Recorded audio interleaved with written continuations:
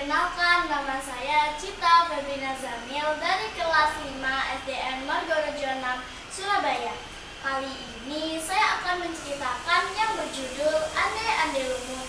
Cerita ini diambil dari buku Dongeng Pengantar Tidur Ande-Ande Lumut yang ditulis oleh Tira Ikra Negara dan diterbitkan oleh Mulia Jaya, Surabaya.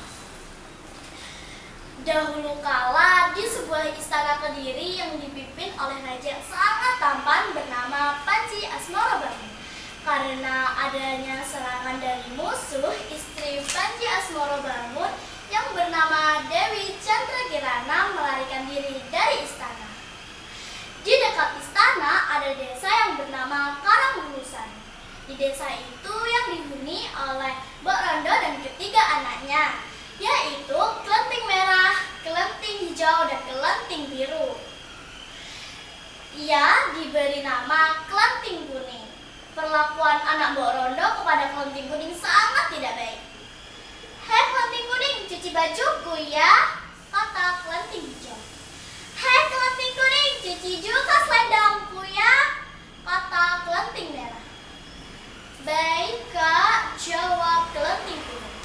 Di tengah perjalanan, Kelenting Kuning melihat seekor ikan yang membawa tampar dan berkata, "Kelenting Kuning, bawalah tampar ini ke istana." Kelenting Kuning tak sempat menjawabnya, ikan itu sudah pergi. Akhirnya Kelenting Kuning pun pergi ke istana. Sementara ketiga gadis itu sudah sampai di sungai. "Aduh, bagaimana ini Kak? Kita kan tidak mungkin bisa melewati sungai yang cukup luas ini," kata Kelenting Hijau. Tiba-tiba muncullah kepiting raksasa yang bernama Yuyu Kangkang.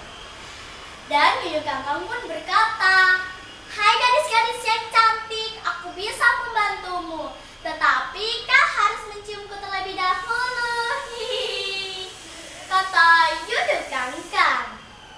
Dan setelah dipikir-pikir, ketiga gadis itu pun mau dan mengantarkan ke istana. Sementara Kelenting Kuning baru sampai di sungai.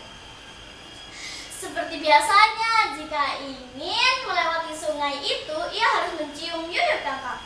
Tetapi Kelenting Kuning tidak mau. Akhirnya Kelenting Kuning mengeluarkan tampar yang diberikan oleh ikan tadi dan memukul Yuyu Kangkang dengan tampar ini.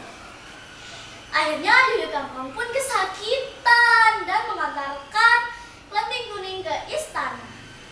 "Putraku, si ande-ande lumut, temuruna ana putri gaung-gaung-gai. Putri nengger kang ayu rupane, Kelenting abang iku kang dadi asmane. Duh ibu, kula ndereng purun. Duh ibu, kula mboten medun. Nadyan ayu sisane si Yuyu Kangkang." Begitu pula dengan Kelenting Hijau dan Kelenting Biru. Namun berbeda dengan Kelenting Kuning. "Duh ibu, kula enggih purun. Duh ibu, kula badhe medun. Nadyan Allah menika kang putra suwun." Dan akhirnya terbongkarlah bahwa Kelenting Kuning adalah Dewi Chandragirana yang telah pergi dari istana. Akhirnya mereka pun hidup dengan bahagia. Pesan moral dari cerita ini adalah sebagaimana seorang wanita harus menjaga kehormatannya. Sekian dari cerita saya. Wassalamualaikum warahmatullahi wabarakatuh. Salam literasi.